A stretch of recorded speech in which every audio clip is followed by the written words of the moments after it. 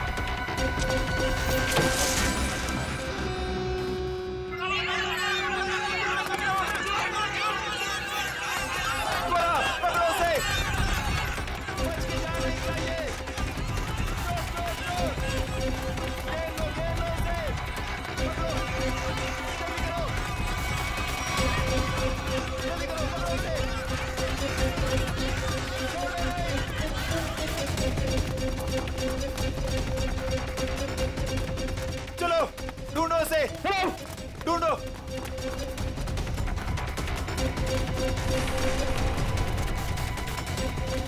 मिला क्या चोर? नहीं मिला। मिला? नहीं मिला। ढूंढो उसे। बच के निकलना नहीं चाहिए हमारी शॉल से। हाँ चलो चलो चलो।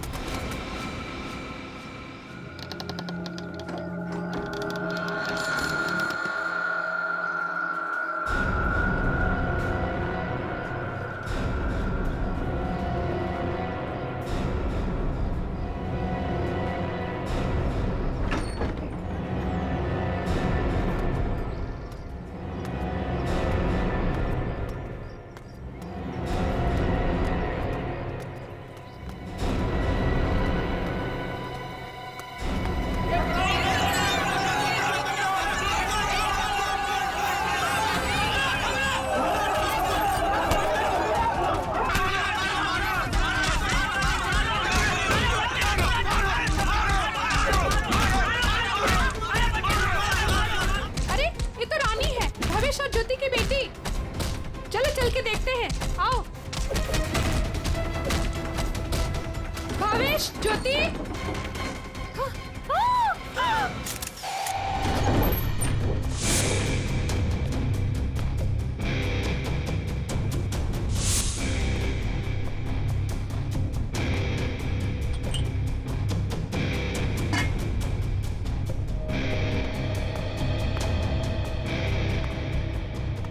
तुमने इन दोनों का खून किया और बच्चा लेके भाग रहे थे ऐसे? साहब, मैंने इनका खून नहीं किया।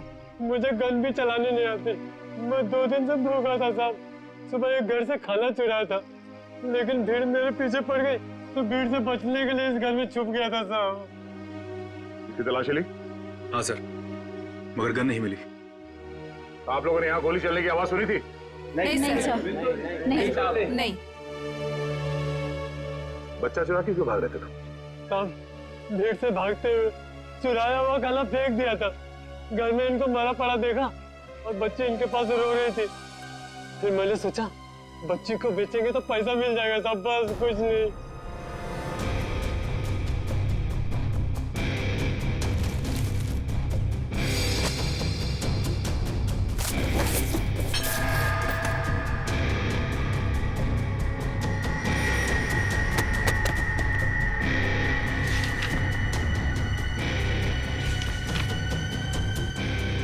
साहब, ये झूठ बोल रहा है, इसी ने खून किया है।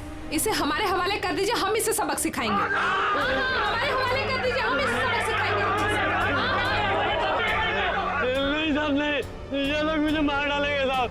नहीं, मुझे माफ कर दो साहब। तुमने बच्चा चुराने की जो गलत हरकत की है ना, इसकी सजा तो यही है कि मैं तुम्हें इन लोगों को, मगर मैं ऐसा नहीं करूंगा। कोई इसे हाथ नहीं लगाएगा। इसकी एक ही सजा इसे कानून देगा।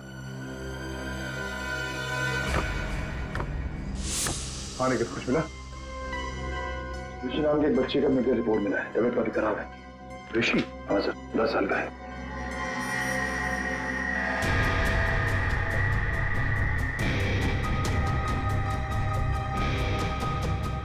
भावेश,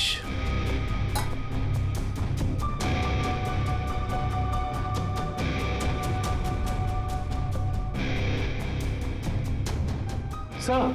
हाँ रोशन। सर, ये 3 चाय के कप मिले, इसमें से 2 कप भावेश और ज्योति के हो सकते और ये तीसरा कप किसी मन्नू का हो सकता है, क्योंकि ये जो टिफिन है इस पे भावेश का नाम लिखा है, लेकिन इस टिफिन पे मन्नू का नाम लिखा है। मन्नू? बच्चे को रोने क्या?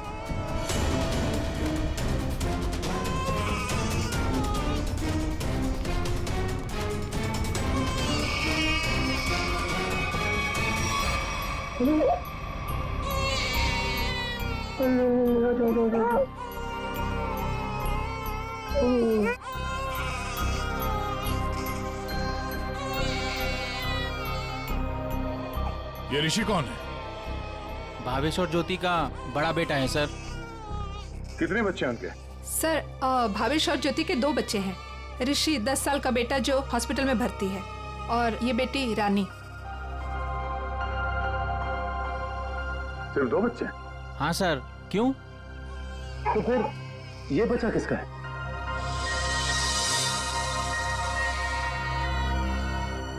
सर पता नहीं ये कौन है। सर भावेश और ज्योति 6 महीने पहले यहाँ रहने आए थे, तब ऋषि और रानी ही उनके साथ थे। तो ये बच्चा कहाँ से आया? अच्छा, ये बच्चा चाल में से किसी का तो नहीं? नहीं सर, नहीं सर। ये क्या चक्कर है? कोई और इनके साथ रहता है इनके परिवार में? सर ज्योति की एक बहन है मधु, वो आती थी यहाँ पर। आप लोग किसी मन्नू नाम के आदमी को जानते हैं? मन्नू? नहीं साहब, इस नाम का कोई भी आदमी इस चाल में नहीं रहता। अच्छा, ये भावेश काम कहाँ करता था?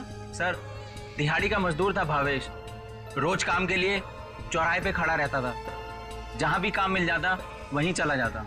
सर, कहीं है मन्नू भावेश के साथ तो काम नहीं करता था। सर, ये बच्चा कौन है ये कैसे पता चलेगा? दुष्यंत, एक काम करो, पता करो किसी बच्चे की मिसिंग होने की रिपोर्ट लिखवाई गई है क्या, और पूर्वी भावेश और ज्योति के घर वालों को कांटेक्ट करो।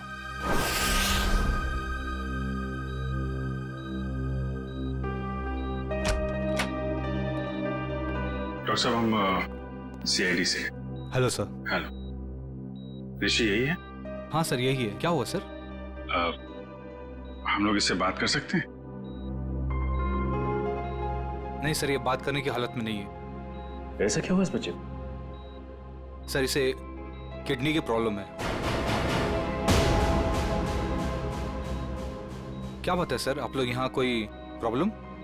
एक्चुअली ऋषि के माँ बाप अब नहीं रहे। क्या? ओह माय गॉड, इसलिए इसके इलाज के लिए आज कोई रकम जमा करने नहीं आया। क्या मतलब? इलाज के लिए रकम? हाँ सर, एक्चुअली ऋषि का आज एक ऑपरेशन होने वाला था। इसके घर वाले आज 10 लाख रुपए जमा करने वाले थे। 10 लाख? ये वो लोग 10 लाख रुपए कैसे जमा कर पाते हैं?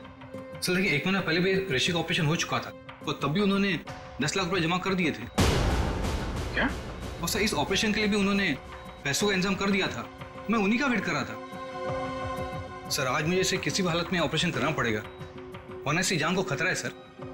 डॉक्टर साहब, आप ये ऑपरेशन शुरू करिए, पैसों का इंतजाम हम लोग करेंगे। ठीक है सर, आप कहते हैं तो हम ऑपरेशन शुरू कर देते हैं। Okay sir.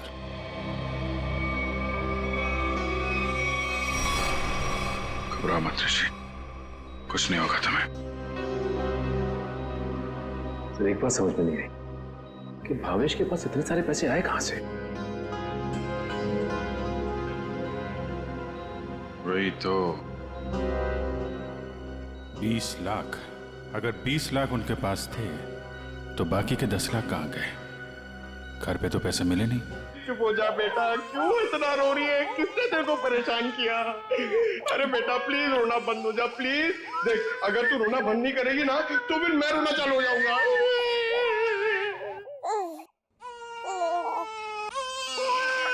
अरे सर इसका कुछ करो ना सर, प्लीज इसको चुप कराओ ना।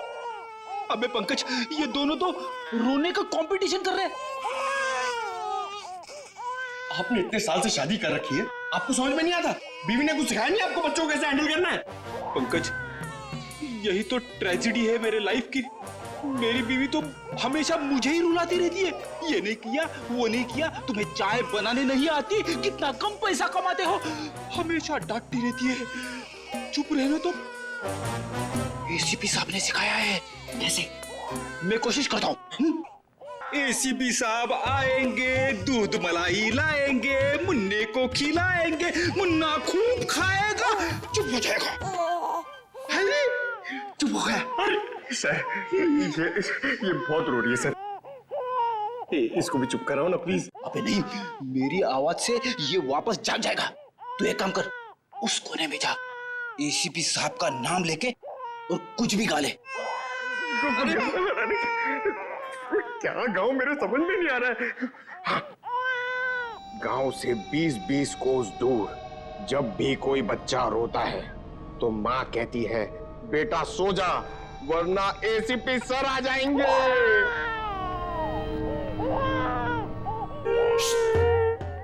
तुम क्यों रो रहे हो?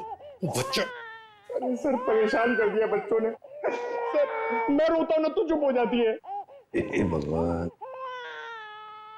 पंकज, जो बच्चों को संभालेगा वो दुनिया में किसी को भी संभाल सकता है, समझे? फ्रेडी को देखो। सर ऋषि के इलाज के लिए हमारे डिपार्टमेंट के जितने भी ऑफिसर हैं, सबने मदद करने के लिए बोला है सर। पैसे इकट्ठे हो जाएंगे। 10 लाख तो यूं इकट्ठे हो जाएंगे फिर।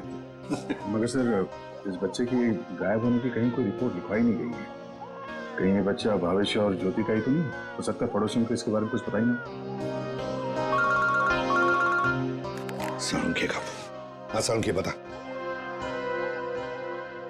अच्छा तो ठीक है,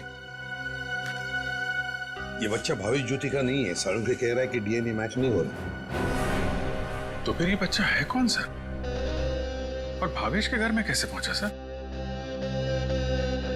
कहीं ऐसा तो नहीं अभिजीत कि भावेश ज्योति ने अपने बच्चे के ऑपरेशन के पैसे के लिए तो बच्चे को अगवा कर लिया? सर पता करना पड़ेगा कि ये बच्चा कौन से हॉस्पिटल में पैदा हुआ है, वहां से शायद इसके माँ बाप के बारे में कुछ पता कर सकते हैं। हाँ सर बच्ची का नाम तो पता है रानी, बच्चे का नाम रखना पड़ेगा सर कुछ तो। अच्छा नाम आ रहा है दिमाग में। क्या सर? पार्थ। हाँ पार्थ तो बहुत अच्छा नाम है ना? पार्थ। फ्रेडी, तुम्हारा बच्चा क्यों रो रहा है? अरे सर, आपने इसका नाम लिया और ये रो पड़ा। मैंने इसे कहा था कि आप दूध मलाई लाएंगे। दूध मलाई? अब मेरे लिए नहीं सर, इसके लिए। रेडी सर, मैं ले आई। अरे पूर्वी, अच्छा किया तुमने, बच्चे को गोद में खिला खिला के मेरे पसीने छूट गए।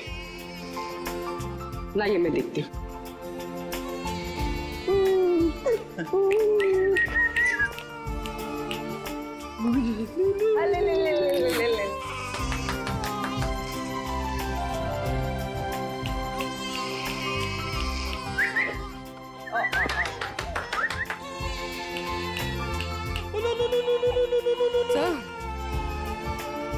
आपको पसीना नहीं आया?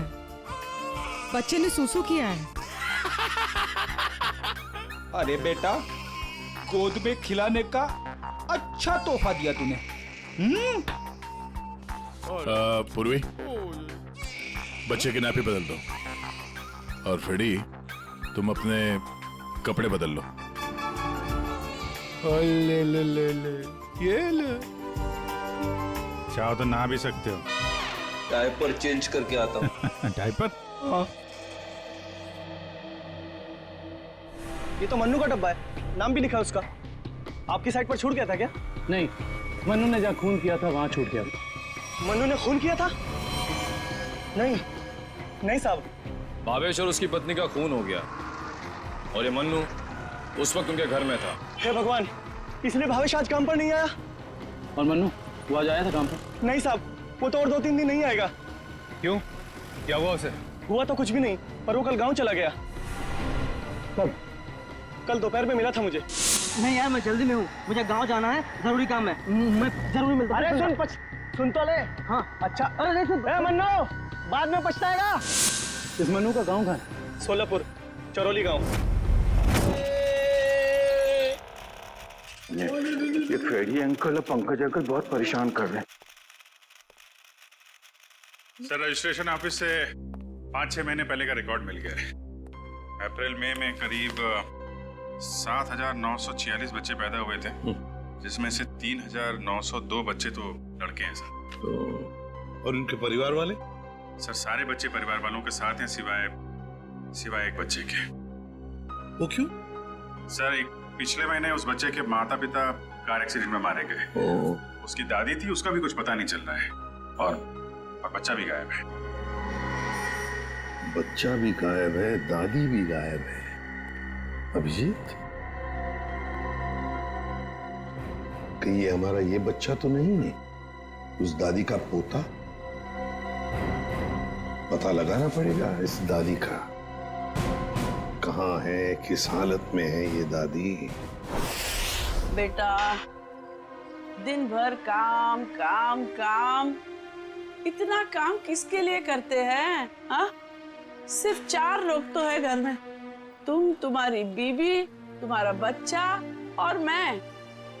और भगवान की दया से बहुत कुछ है हमारे पास। जिंदगी में पैसा ही सब कुछ नहीं होता है बेटा, और पैसे से जो मिलता है सब कुछ है हमारे घर में। लेकिन खुशी नहीं है, खुशी नहीं है बेटा। जा देख आईने में अपना चेहरा देख, कितना मुरझा गया है तू। और एक माँ बच्चे का मुरझाया हुआ चेहरा नहीं देख सकती। अले रो मत रे मेरा बच्चा। ये देख तेरा बच्चा, मेरा एक लौता पोता, इस घर का एक लौता वारिस। लेकिन टाइम है तुम्हारे पास इसके लिए? है टाइम? एक दिन ये भी मुरझा जाएगा, और उस दिन तू बहुत पछताएगा, देख ले, बहुत पछताएगा। लेकिन तुझे इसकी जरा भी फिक्र नहीं है ना? ठीक है, जा तू मुंह हाथ धो ले और थोड़ा आराम कर ले। हाँ, तब तक मैं तेरे बच्चे से खेलती हूँ। और ले लो लला रहे, क्यों रो रहा है बच्चा? अरे दूध चाहिए, दूध, भूख लगा है, दूध पिएगा? दादी दूध पिलाती, दादी दूध पिलाती। इतने बड़े दुख की बात है ना, इन्होंने अपना सब कुछ खो दिया। सच, अपना बेटा, बहू और अपना पोता भी एक ही झटके में सब खत्म हो गया। अरे दूध नहीं पिएगा? बाप की तरह भूखा रहेगा? हाँ ठीक है, मैं तुझे सुलाती। हाँ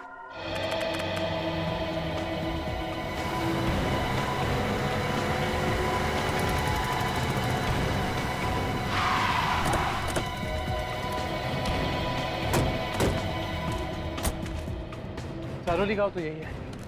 लोगों से पूछते हैं मन्नू का घर कौन सा है।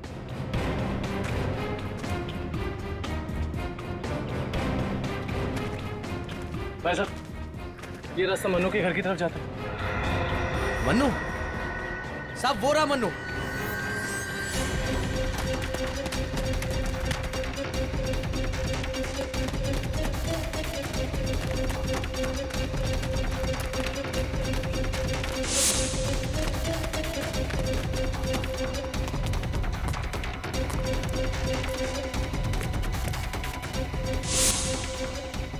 खूनी कितना भी भाग क्यों ना ले मन्नू, ये दुनिया उसके लिए छोटी पड़ी जाती है।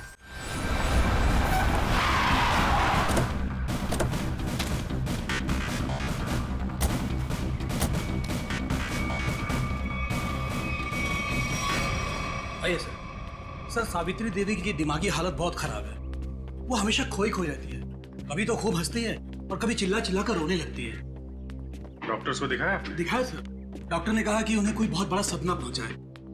आइए सर, आइए।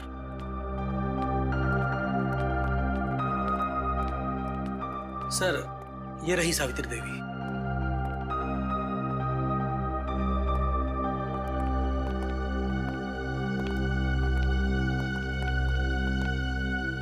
सावित्री जी,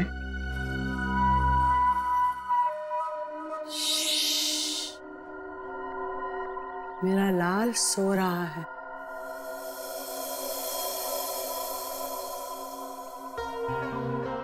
मेरे से बात करना। वैसे आप कैसी हैं? मैं अच्छी हूँ, भली चंगी हूँ, लेकिन तुम कौन हो भाई? हम लोग आपके दोस्त हैं। मेरे दोस्त? तुम कब से मेरे दोस्त बने? हाँ, अब अभी आपको देखा और दोस्ती हो गई। सच्ची? और ये सब कौन है? जी, हम सब भी आपके दोस्त हैं। बहुत अच्छा। सावित्री जी, आपसे कुछ जरूरी बात करनी थी। थोड़ा ये यहाँ तो ये सो रहा है ना, डिस्टर्ब होगा, इधर आ सकते हैं?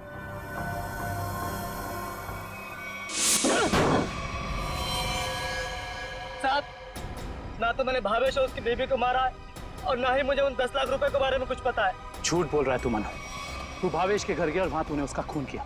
उसके बाद तूने 10 लाख रुपए चुराए और इसी दौरान तेरा खाने का टिफिन वहां छूट गया। खून तू नहीं किया मनु, पैसों की लालच में।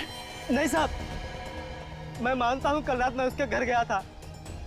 वो मेरा जिगरी दोस्त था साहब। कल रात मैंने उसके साथ चाय भी पी थी, लेकिन गलती से मैं उसके घर अपना टिफिन भूल गया था साहब। रास्ते में मुझे याद आया, मैं तुरंत उसके घर टिफिन लेने गया। मैं जैसे उसके घर के बाहर पहुंचा, अंदर से चीखने की आवाजें आ रही थी। खिड़की से झांक के अंदर देखा तो अंदर एक आदमी भावेश और उसकी बीबी के सामने बंदूक तान कर खड़ा था और फिर उसने गोली चला दी और फिर डर के मारे मेरी चीख निकल गई साहब। मुझे लगा उस आदमी ने मुझे देख लिया, कहीं वो मुझे भी ना मार दे, इसीलिए मैं शहर से भाग कर यहाँ आ गया साहब। तुमने उस आदमी का चेहरा देखा था? नहीं साहब, उसकी पीठ मेरी तरफ थी, इसलिए मैं उसका चेहरा ठीक से देख नहीं पाया। इतना बड़ा हादसा हो गया मनु, और तूने सीआईडी को बताना जरूरी नहीं समझा। जानता है ना, ये भी एक बहुत बड़ा जुर्म है। ब्यूरो ले चलो इसे। वो आपका पोता हमारे पास है। मेरा पोता तो यहाँ सो रहा है ना?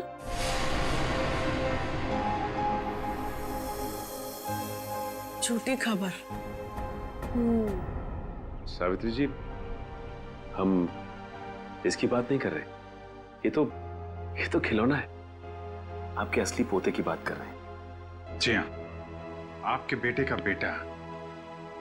याद है आपको?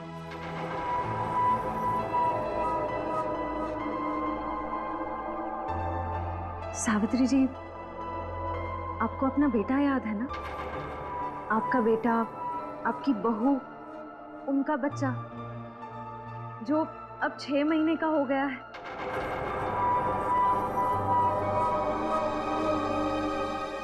याद आया? सावित्री, याद करो। ये लोग उसकी बात कर रहे हैं जैसे तुम कलेजे का टुकड़ा कहकर याद किया करती हो। तुम्हारा लाडला, तुम्हारा पोता सावित्री, याद करो। हाँ सावित्री, कुछ याद आया? तुमने कहा था ना कि वो तुम्हारे बुढ़ापे की लाठी है, तुम्हारे घर का उजाला है। याद करो, याद करो सावित्री।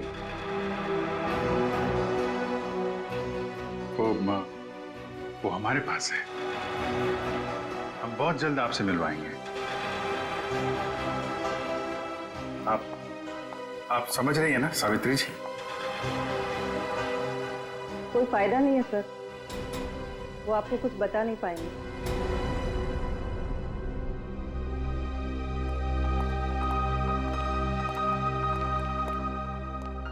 देखिए, हमारा ये जानना बहुत जरूरी है कि सावित्री जी के साथ ऐसा क्यों हुआ और इनके पोते का क्या हुआ। इसको तो शायद अगवा कर लिया गया।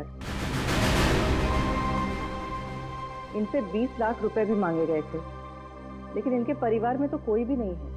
इनके बहू और बेटे की दोनों की एक एक्सीडेंट में मौत हो चुकी है। घर भी बिक चुका है। ये खुद इस सदमे से अभी तक बाहर नहीं निकली है। बहुत बुरा हाल है इनका। Thank you very much.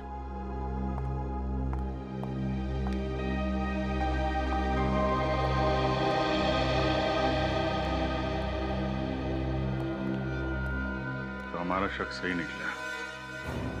Bhavesh और ज्योति ने इनके पोते को किडनैप किया 20 लाख रुपए के लिए, ताकि उन पैसों से वो अपने बेटे ऋषि का इलाज करवा सके। हाँ सर, लेकिन सर ये 10 लाख रुपए कहाँ गए? कौन ले गए ये पैसे? और फिर भावेश और ज्योति का खून किसने किया? रानी बिटिया, अब अपने घर चली जाओगी? हमको छोड़कर जाओगी? इसकी बहुत याद आएगी सर, और इसके बिना ये बात भी अकेला पड़ जाएगा। हाँ, बहुत कम दिनों में घुल मिल गई एकदम। कोई बात नहीं, हम लोग मिलने जाएंगे इससे, इसके फ्रेडी अंकल और पंकज अंकल को साथ में लेके। अरे साहब, किसने मारा मेरे बहन भाई को? मैं तो लुट गई, बर्बाद हो गई। आप लोग उसका नाम बताइए, मैं उसे जिंदा नहीं छोड़ूंगी। चुप, शांत हो जाइए। खूनी को हम ढूंढ रहे हैं, आप शांत हो जाइए। अरे कैसे शांत हो जाओ सर?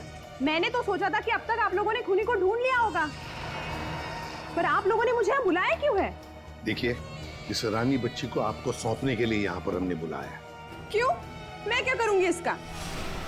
अरे बच्चे के माँ बाप मर चुके हैं, आप इसकी मौसी है, ये भतीजी है आपकी, और आपके अलावा कौन सा आ रहा है इसका? अरे काहे की मौसी और काहे की भतीजी? मैं सिर्फ ऋषि की मौसी हूँ, जो उनका सगा बेटा है और अब अस्पताल में अनाथ पड़ा है। और ये रानी? वो भावेश के बहन की बेटी है, जो उसे जन्म देते ही मर गई थी। तो पाल रहे थे भावेश और ज्योति से। भावेश की बहन की बेटी? हाँ जी। तो फिर इस बच्ची के आप रिश्तेदार हो, आपसे बेहतर कौन संभाल सकता है इस बच्ची को? अरे सर, आजकल महंगाई के जमाने में अपने बच्चों को पालना पोसना बहुत मुश्किल है। इन्हें कैसे पालूं मैं? आप कहीं कोई बहाना तो नहीं बना रही ताकि बच्ची को ना ले जाना पड़े? देखिए साहब, झूठ बोले कौवा काटे। अगर आप लोगों को मेरी बात का यकीन नहीं है तो ग्रीन रूट अस्पताल में जाके पता कर लीजिए। 26 अप्रैल को ये पैदा हुई थी वहाँ पे। एक मिनट।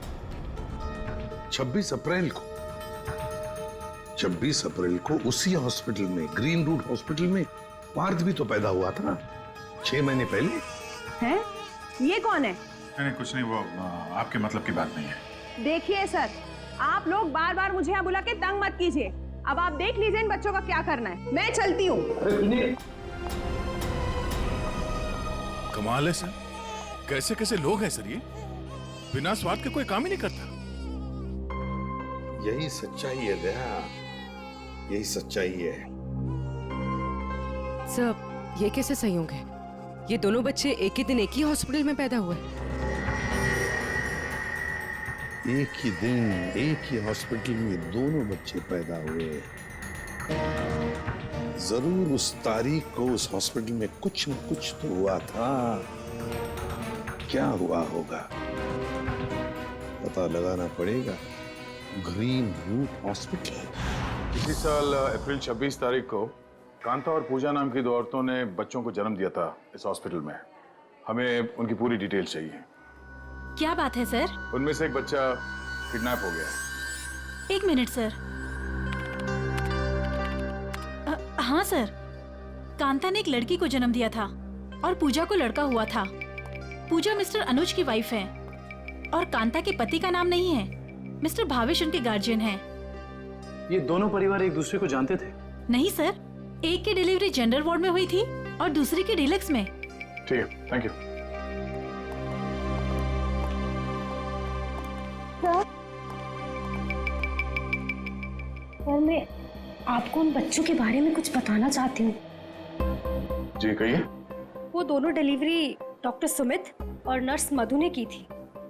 सर, जब मैं उनके कमरे में गई तो डॉक्टर सुमित और नर्स मधु आपस में कुछ बात कर रहे थे।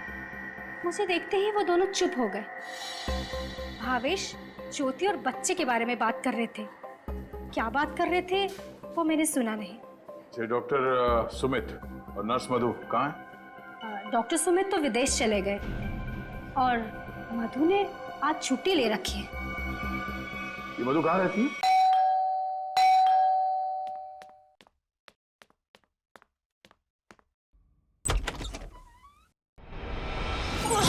कौन हो तुम? हाँ? कौन हो तुम? कौन हो तुम?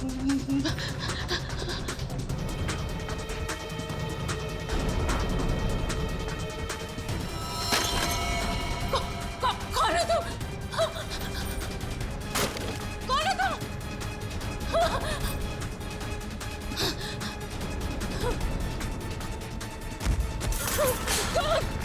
कौन हो तुम? बचाओ!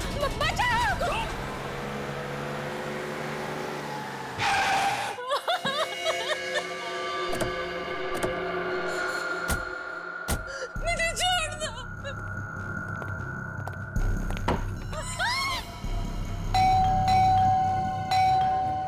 बस दरवाजा क्यों नहीं खोल रही है?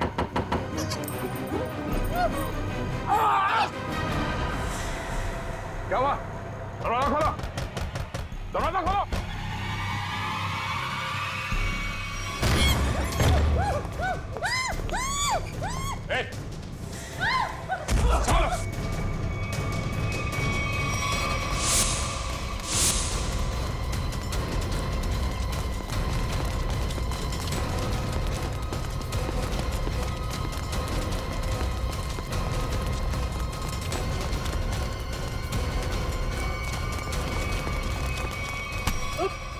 बस बस।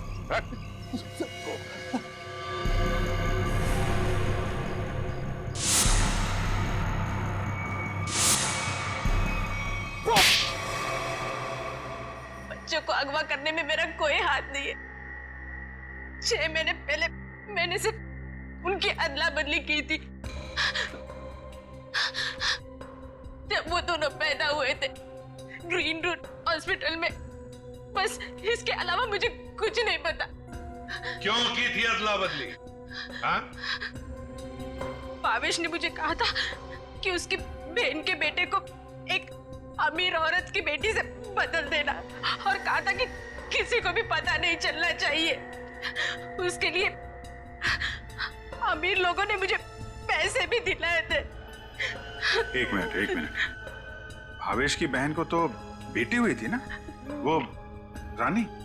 नहीं सर, उसे बेटा हुआ था और उस अमीर औरत को बेटी हुई थी। उस अमीर परिवार को वारिस चाहिए था। उसके लिए भावेश की बहन के बेटे को वो अपना बेटा बनाकर ले गए। भावेश की बहन मर गई और भावेश अमीर घर की बेटी को अपने साथ ले गया? जी सर। अमीर घर के लोगों को चाहिए था वारिस, एक लड़का, और भावेश को अपने बेटे ऋषि का इलाज करने के लिए चाहिए था पैसा, 20 लाख रुपए। दोनों ने बच्चों की अदला बदली की और अपना स्वार्थ पूरा कर लिया। और ये धनीराम, इससे क्या दुश्मनी है तुम्हारी? पता नहीं सर, मैं तो इसे जानती भी नहीं। क्यों धनीराम?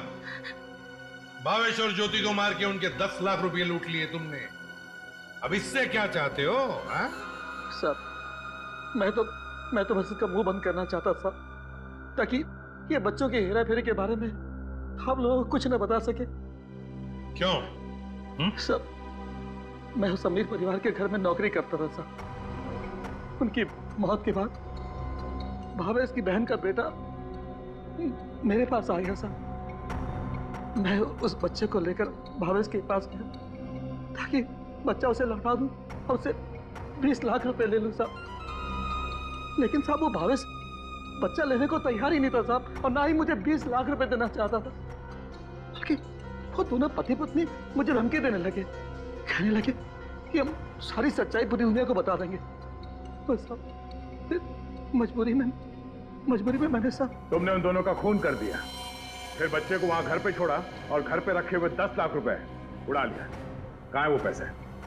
अब मैंने तो बस नमक का हक अदा किया साहब, मेरे पास पैसे नहीं है साहब, मेरे पास नहीं है साहब। धनीराम, अमीर जोड़ा तो मर गया, अब और किसका नमक खाया तुमने? हाँ? किससे दिए पैसे?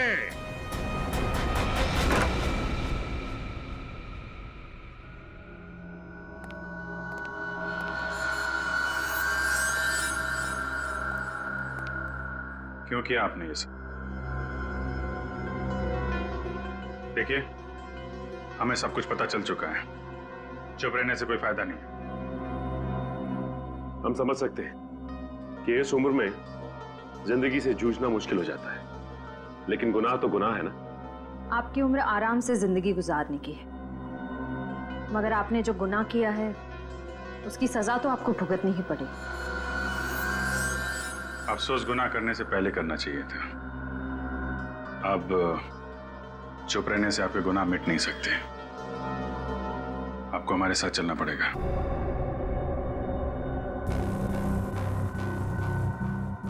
देखिए, हमें जोर जबरदस्ती करने पर मजबूर मत कीजिए।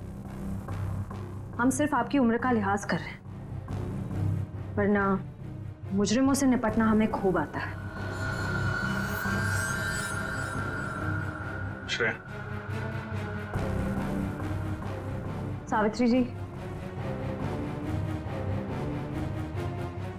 सावित्री जी,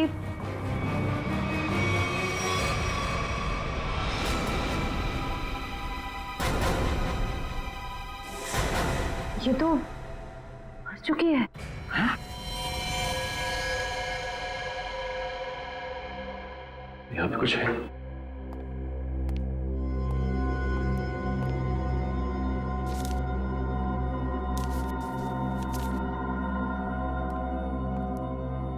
ये देखिए सर, सावित्री जी के हाथ का लिखा लेटर। मैं मुजरिम हूं, ये सब मैंने किया है। एक्सीडेंट में मेरे बेटे और बहू की मौत के बाद मेरा सब कुछ खत्म हो गया।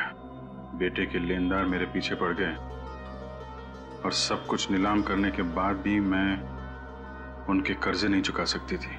इसलिए मैंने धनीराम को भावेश के घर में भेजा कि वो अपनी बहन का बेटा वापस ले ले और जो 20 लाख रुपए मैंने दिए थे वो मुझे लौटा दे। लेकिन भावेश ने मना कर दिया और गुस्से में धनीराम ने उनका खून कर दिया। ये सब मैंने वारिस के चक्कर में किया था। अपनी पोती को दे के बेटा चाहती थी मैं। ये मेरी सबसे बड़ी भूल थी। बेटी हो या बेटा, कोई फर्क नहीं पड़ता, दोनों भगवान की देन है। मैं ऐसी शर्मनाक जिंदगी नहीं जी सकती, इसलिए मैं खुदकुशी कर रही हूं। हो सके तो मुझे माफ कर देना सावित्री।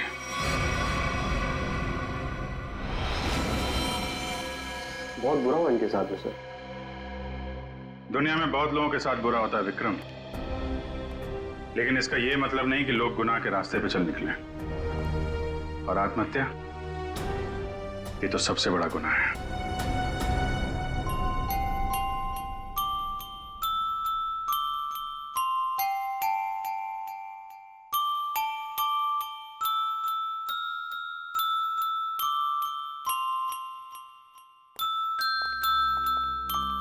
आप लोग प्लीज थोड़ी देर यहीं रुकिएगा। हेलो बोलो, हेलो, ये लो, हेलो, हेलो, हेलो।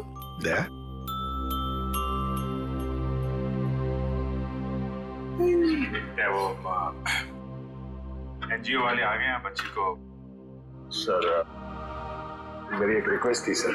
वो मैं जानता हूँ तुम बच्ची को खुद छोड़ने जाना चाहते हो ना, तो हम भी चलेंगे छोड़ने के लिए उसको। नहीं विजित, वो बात नहीं है। सर मुझे दया, जरा सोचो, बच्ची को हम भी रखना चाहते हैं, रोज हर रोज उसके साथ खेलना चाहते हैं, देखेंगे हम उसको, लेकिन हम उसकी अच्छी तरह से परवरिश नहीं कर पाएंगे। ये बच्ची एनजीओ में जाएगी तो बाकी बच्चों के साथ बड़ी होगी, सीखेगी, है ना? इसके फ्यूचर का भी हमें सोचना चाहिए।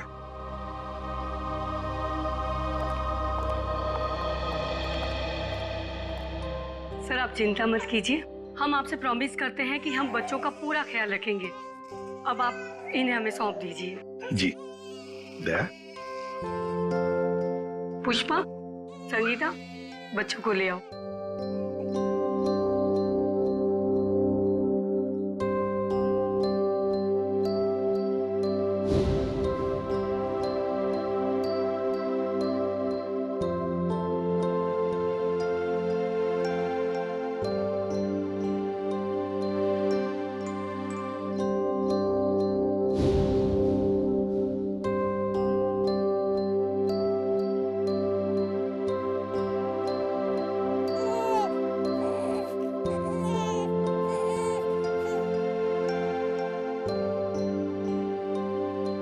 सर हम ऋषि की भी पूरी जिम्मेदारी उठाने को तैयार है। उसकी हर सुविधा का हम ख्याल रखेंगे। पता है मुझे, लेकिन देखिए ऋषि के इलाज के सारा खर्चा सीआईडी उठाएगी। ओके जी, थैंक यू। Thank you.